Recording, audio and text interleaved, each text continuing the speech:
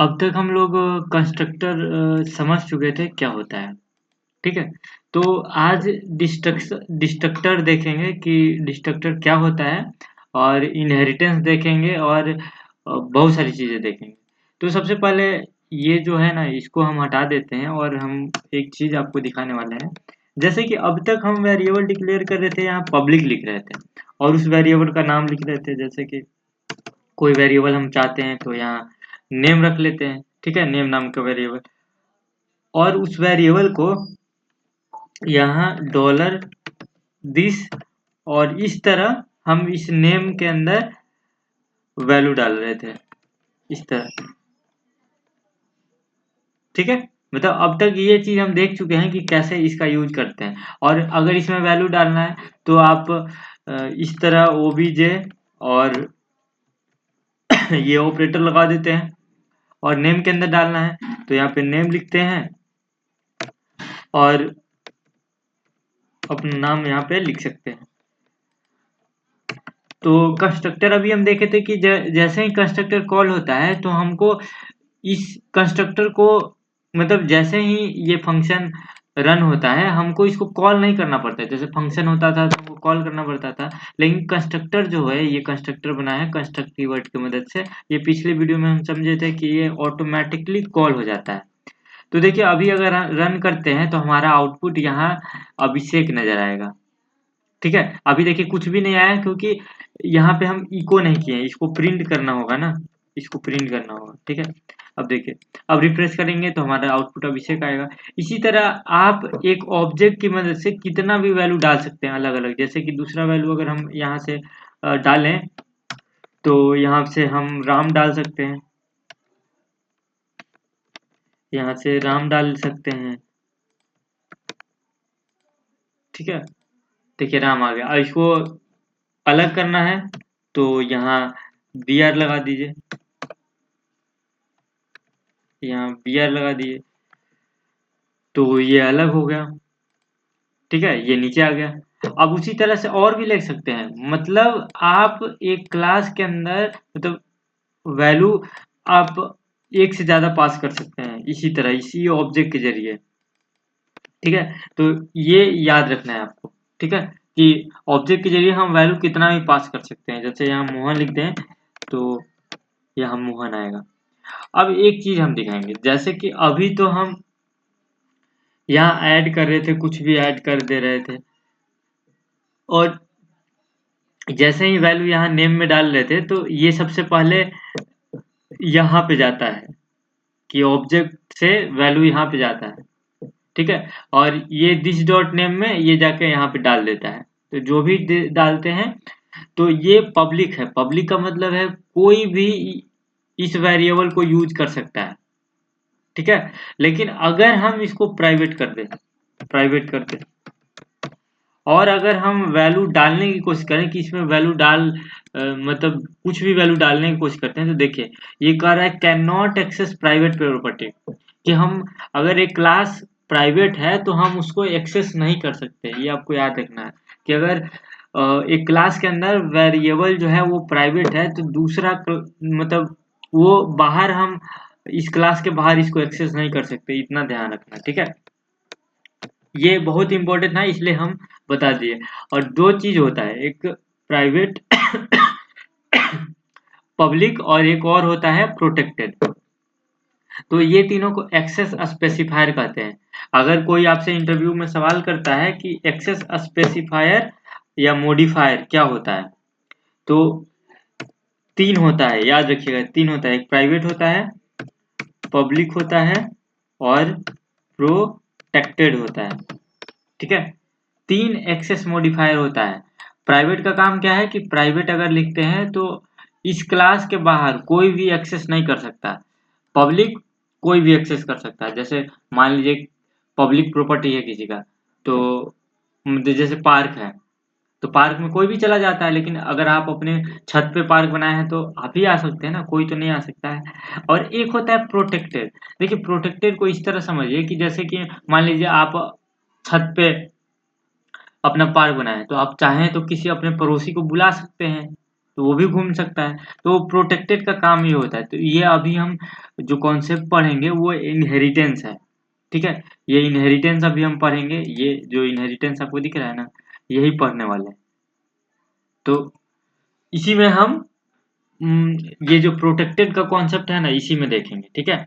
तो अभी तो ये नहीं देखेंगे, हमको देखना है एक नया चीज। एक होता है डिस्ट्रक्टर, ठीक है।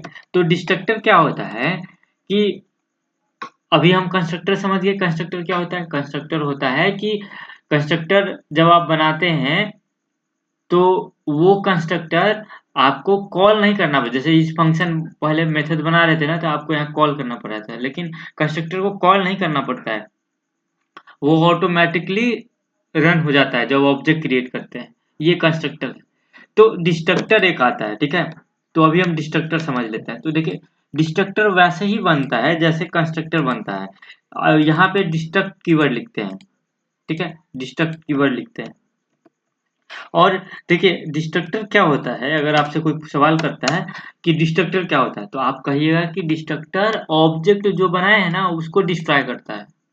ये आपको याद रखनी है कि डिस्ट्रक्टर जो है वो ऑब्जेक्ट को डिस्ट्रॉय करता है। मतलब जितना, मतलब जो ऑब्जेक्ट आप बना के रखे हैं ना, वो डिस्ट्रॉय हो जाता है, ठीक है।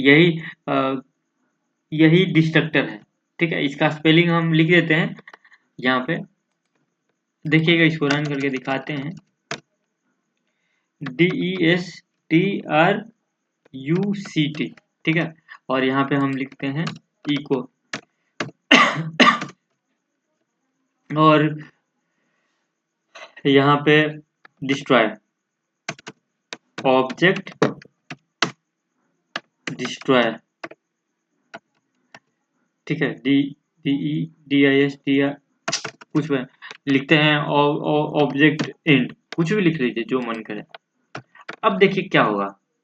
देखिए यहाँ पे ऑब्जेक्ट का एक वैल्यू डाले हैं, तो इसको रिफ्रेश करते हैं। तो देखिए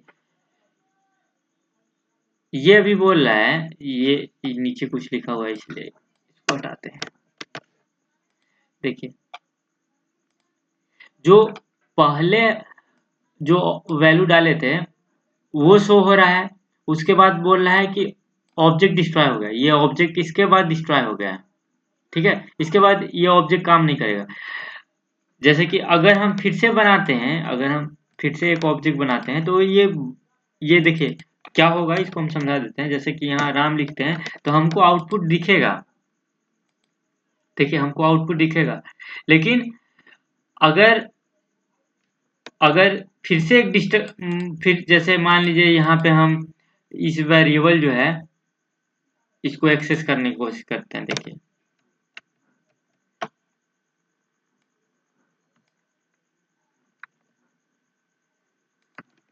देखिए इसको एक्सेस करने की कोशिश करते हैं, तो देखिए ये बोल रहा है अनडिफाइंड वेरिएबल, तो इसको एक्सेस करना इस तरह होता है। तो हम उल्टा लिख दिए हैं, ठीक है। तो देखिए ये बोल रहा है कि जो ऑब्जेक्ट है ना, मतलब वो राम वाला मतलब डिस्ट्रॉय हुआ। मान लीजिए एक और ऑब्जेक्ट होता, एक और होता ऑब्जेक्ट 2, ऑब्जेक्ट 2 होता।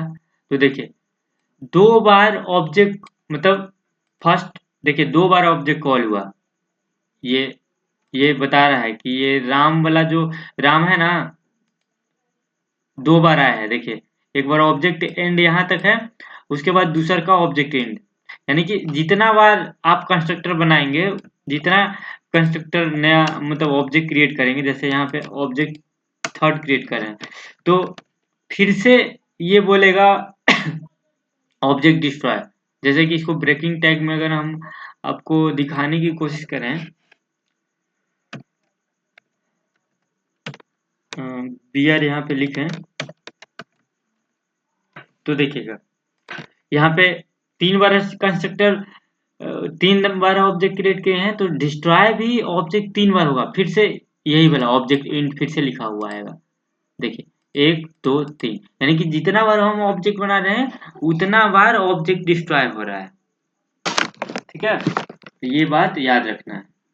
और वो कौन सा है, ये नेम वाला डिस्ट्रॉय होगा हो रहा है। मान लीजिए हम यहाँ पे ऑब्जेक्ट 2 ऑब्जेक्ट 3 में अगर वैल्यू डालते हैं, देखिए यहाँ से हम ऑब्जेक्ट 3 से वैल्यू डालते हैं, 3 से वैल्यू डालते हैं यहाँ पे श्याम, तो देखिएगा ये बोलेगा ना ला, लास्ट वाला जो रन होगा वो बोलेगा लास्ट वाला में, यहाँ जैसे राम आ रहा था ना, तो अब इस बार बोलेगा कि ये श्याम वाला कंस्ट्रक्टर डिलीट हुआ है।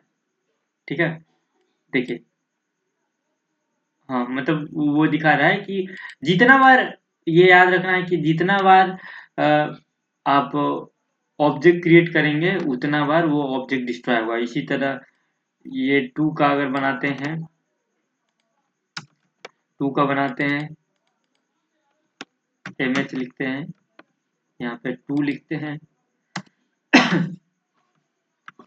तो मतलब ये बता देता है कि किसका ऑब्जेक्ट डिस्ट्रॉय हुआ है।